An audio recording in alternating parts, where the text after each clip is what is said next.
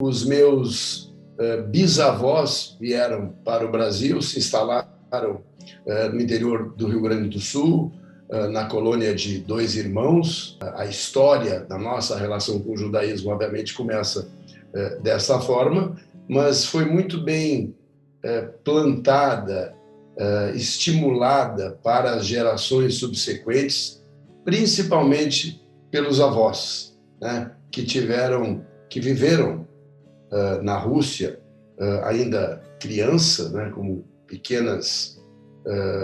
crianças que vinham acompanhando sem saber exatamente o que estava acontecendo e por que estavam se mudando para um outro país, para um outro continente, mas que nestas colônias preservaram os valores da nossa religião, preservaram os momentos importantes e não apenas preservaram, como multiplicaram. Eu tenho imensas memórias assim da minha infância, maravilhosas, ao lado dos meus avós, mesmo não entendendo bem o que era a religião naquele momento da minha vida, eu enquanto criança, mas participando das festividades, indo à sinagoga, levados pelo meu pai e pela minha mãe.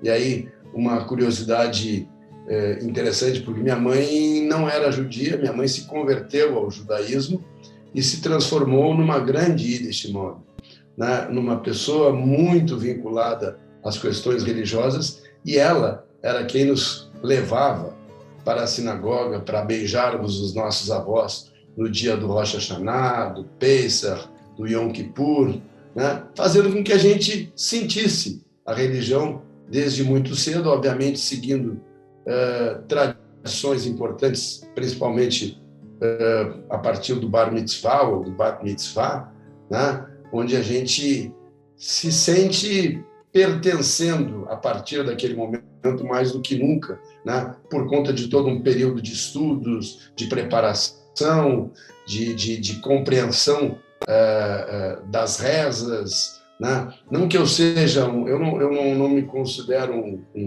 um judeu atuante nesse sentido até hoje, mas eu me sinto absolutamente comprometido. A religião e a família, elas se confundem com os objetivos de preservação de valores, né? Com os objetivos de fazer com que não a gente apenas entenda a história, mas preserve aquilo que é importante, que é o respeito à família, que é o respeito ao amor que as pessoas que nos geraram têm com relação a nós, e que nós devemos não apenas retribuir, mas regenerar também esse amor aos nossos filhos, aos nossos netos.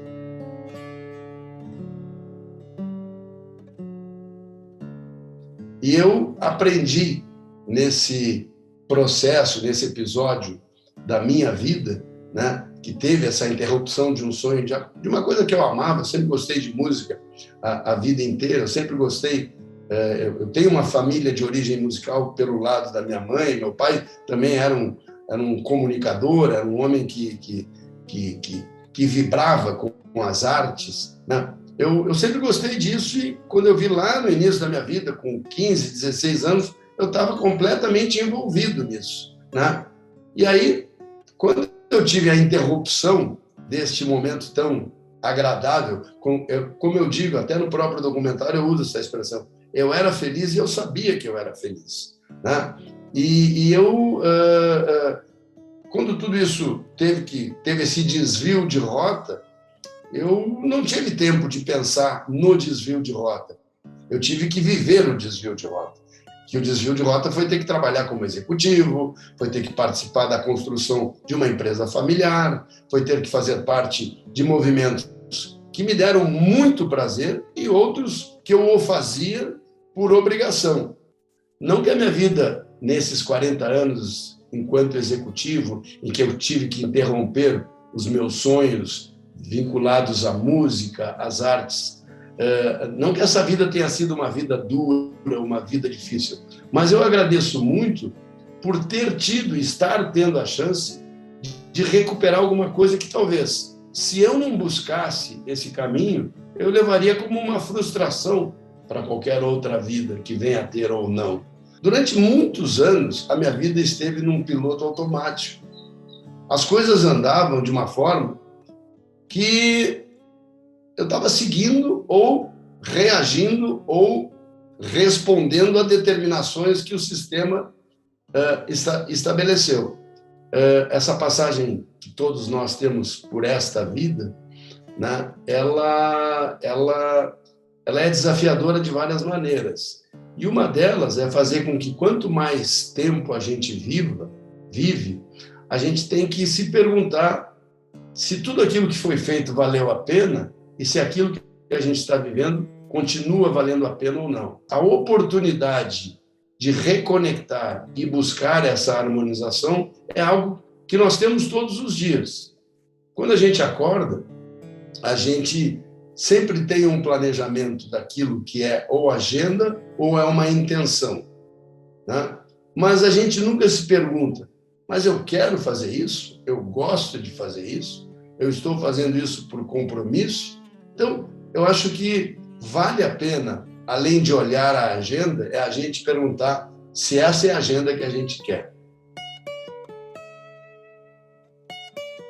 O documentário, ele seria uma viagem que eu faria por várias cidades do mundo para conversar com jovens sobre que estão com a idade que eu tinha quando eu tive meu sonho interrompido e para ouvi-los e tentar estimulá-los a não desviarem dos seus sonhos.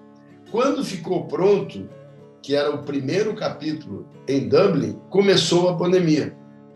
E aí, na inquietação de querer inserir um tema tão difícil quanto a pandemia, naquele momento, num documentário que tratava prioritariamente de música e que transcendeu e que passou a ser uma reflexão sobre, através da música, fazer com que as pessoas questionassem as suas vidas, os seus sonhos e buscassem respostas que não encontravam.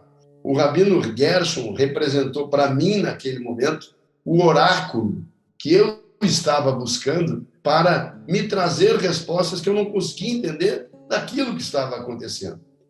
E aí eu busquei na nossa religião, eu busquei no judaísmo e eu busquei na figura de um rabino que eu considero, além de um ser humano extraordinário, um rabino de uma sensibilidade humana fora do comum, trouxe a ideia do renascimento, trouxe a ideia do mikve, do banho que faz que quando a gente toma, a gente sai daquele banho diferente daquilo que a gente era. Foi muito importante a minha conexão religiosa para aquele momento, porque tudo aquilo fluiu, aquilo não era um roteiro que estava escrito, aquilo é um roteiro que se criou fluido, naturalmente, a partir de tudo que estava acontecendo desde aquele momento no mundo. E a compreensão daquele banho de mar, daquele mergulho no mar, sabe, foi muito forte, porque naquela hora, porque aquela gravação, aquele mergulho não teve duas gravações, foi só aquele. E eu incorporei tudo aquilo que eu ouvi, tudo aquilo que eu já sabia de um mikve, né, e tudo que ele estava representando naquele momento do filme. Elas me conectam muito forte com o judaísmo, muito forte mesmo, assim, com muita emoção, assim, até me arrepio assim, quando eu penso naquilo, sabe? A minha carreira empresarial ou a minha carreira anterior, naquela época que eu trabalhava com música, ela nunca me tornou nem tão distante, nem tão próximo ao judaísmo. O que me faz ser judeu, como eu já disse, além das origens que eu respeito e que eu agradeço por terem sido disseminadas dentro de mim, é uma alegria que eu tenho. Eu tenho muito orgulho de ser judeu. Eu gosto muito de ser judeu. Mesmo não entendendo, às vezes, algumas nuances da história do judaísmo, mas a fé judaica, ela me atende em todos os sentidos. Eu tenho muito orgulho de ser judeu. Eu gosto muito. E eu passo isso para os meus filhos. Eu passo isso para os meus netos. Eles já sabem que eu sou judeu e eles já sabem que eles são judeus. Mesmo não entendendo muita coisa. Então, não sei se foi a minha carreira empresarial especificamente que me conectou mais ou menos. A vida me conectou, a vida me conecta. Talvez as relações empresariais, elas até façam a gente transcender, né, aquilo que a gente tem na fé com relação à fé que outras pessoas e outras origens religiosas têm e que nos aproxime. É possível a gente conviver com qualquer outra fé religiosa em nome do respeito, em nome do amor e em nome das relações, que são as melhores coisas que a gente pode fazer na vida. Eu celebro muito o judaísmo hoje através das nossas principais celebrações, festividades, o Pesach, o Rosh Hashanah, o Yom Kippur, agora recentemente o Hanukkah, né? Trazendo essa mensagem para a minha família e fazendo com que eles também, eu acho que eu tenho uma responsabilidade maior do que celebrar, é disseminar aquilo que eu recebi dos meus antepassados. E eu acho que eu faço isso, espero que eu esteja fazendo isso de uma forma interessante e, ao mesmo tempo, atraente. Quando eu uso essa expressão, que eu tenho muito orgulho de ser judeu, é uma coisa que vem de dentro de mim, sabe? Que vem, assim, com força, sabe? Que me dá prazer em fazer essa colocação e tenho, assim, e sei que as pessoas me respeitam